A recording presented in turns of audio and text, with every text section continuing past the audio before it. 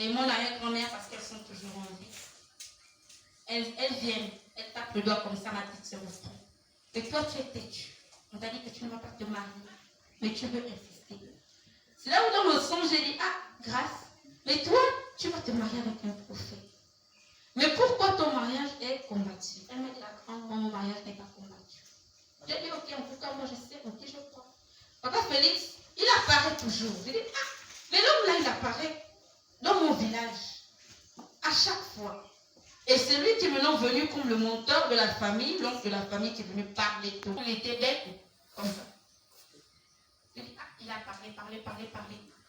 Après, il a levé sa main, il a encore mis la main au sol. Le sol s'est divisé en deux. Après, il a dit, le mariage va se passer ici. Amen.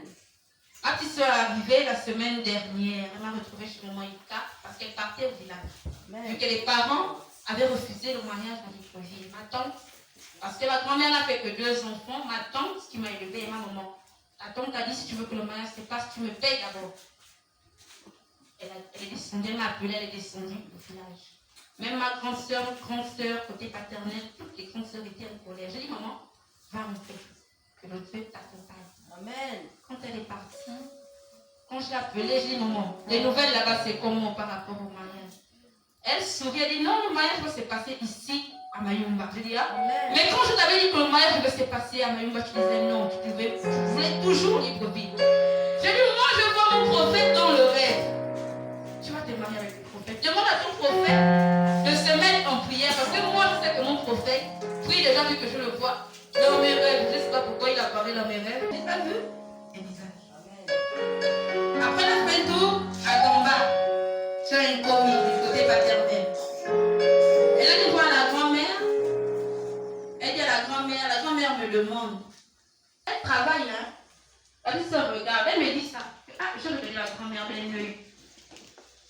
Après, quand elle a parlé, je me rappelle quand on était encore chez maman Angelina, la cellule.